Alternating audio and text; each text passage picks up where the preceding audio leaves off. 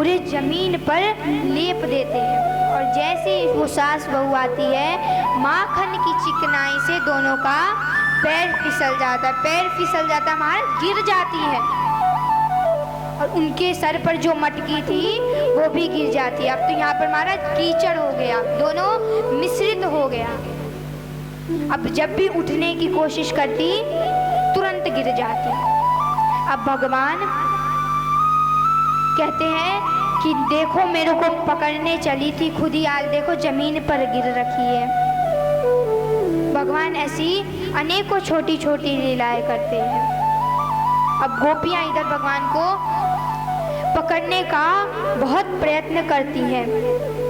एक गोपी माखन को ऊपर टांग रख देती है और भगवान आते हैं, माखन में अपना हाथ घुसाते हैं, उसका भी माखन खा लेते, किंतु पीछे से गोपी आकर भगवान श्री कृष्ण को पकड़ लेती है। महाराज भगवान का एक मित्र थे कि भगवान उन्हीं के साथ चोरी करते थे। 3 मित्र थे जो भगवान उन तीनों के साथ ही जाते और तभी चोरी करते। वो 3 मित्रों का नाम क्या था? मुदमंगल, मधुमंगल और श्रीदामा। पहले मुदमंगल लगते, फिर उसके ऊपर श्रीदामा लगते, फिर उसके ऊपर मधुमंगल लगते, तब भगवान चढ़ते थे। अब इधर सामने से गोपी को आते हुए देखते हैं तो पहले मुदमंगल भागा, फिर श्रीधामा भागे, फिर मधुमंगल भागते। अब भगवान ऊपर के ऊपर लटके रह गए। अब गोपी आते, पकड़ लेते, बोलते कान्हा बड़ा बोल रहा था कि मुझे पकड़ नहीं पाएगी, मैया मुझ पर विश्वास करती है, मैया तेरी बात कभी नहीं मानेगी, आज तो तुझे पकड़ लिया। अब तो गोपी घूंघटकार कान्हा का हाथ पकड़ उसे लेकर चली जाती है। अब भगवान बीच में कहते, अगर ये मुझे माता यशोदा के पास लेकर गई और माता यशोदा को सच्चाई का पता चला तो माता यशोदा मुझे बहुत मार लगाएगी। अब रास्ते में भगवान कुछ विचार करके उससे कहते कि अरे गोपी, मैं इतना कोमल हूँ और तूने मेरा हाथ इतना जोर से पकड़ रखा है, देख मेरे हाथों में दर्द हो रहा है, तू इस हाथ को छोड़, मेरा ये हाथ पकड़ ले। गोपी कहती है ठीक है कन्हैया, लेकिन कन्हैया कहते हैं कि चल तू मुझे पकड़ तो रही है, लेकिन देख तू मुझे पकड़ कर लेके जा रही है और ब्रज के सारे लोग देख रहे हैं, यदि कोई अभी बरसाने से आ गया और मुझे देख लिया कि यशोदा को लाल, नंद लाला को लाल चोर है, तो मुझसे ब्याह कौन करेगो? गोपी मुझसे ब्याह कौन करेगो? गोपी कहते ठीक है कन्हैया, तेरे सर पर मैं अपना पल्लू डाल देती हूँ। अब दूसरा हाथ पकड़ती है, किंतु भगवान महाराज उसको चकमा दे निकल जाते हैं और उसके हाथ में उसके देवर का हाथ पकड़ाते। अब तो घूंघट काटी गोपी, उसे क्या पता चले कि पीछे कन्हैया है कि देवर है।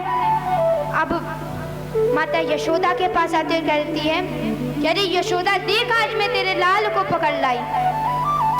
अब यशोदा मैया कहती है देख मेरा लाल तो यहीं अंदर सो रहा है, मेरा लाल तो यहीं अंदर सो रहा है, तेरे हाथ में कौन है? अब जैसे अपने देवर के ऊपर से महाराज अपना पल्लू उठाती है, चुनरी उठाती है, अंदर देवर को देखा तो एक चमेटा लगा और कहा तू यहाँ कहाँ से आ गया? मेरे हाथ में तो कन्हैया का हाथ था। और उधर भगवान उठते उठते आते और कहते हैं कि अरे मैया क्या हुआ, कौन आया है? तो गोपी कहती है कि अरे कन्हैया तू यहाँ कैसे आ गया? तो भगवान कहते मैं तो यहीं सो रहा था, मैं यहाँ कैसे आऊँगा?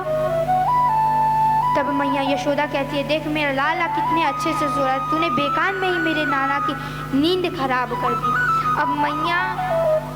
अब गोपियाँ शिकायत करने आती तो मैया कहती रंगे हाथों पकड़ के लाओ, किंतु भगवान किसी के हाथ लगते ही नहीं।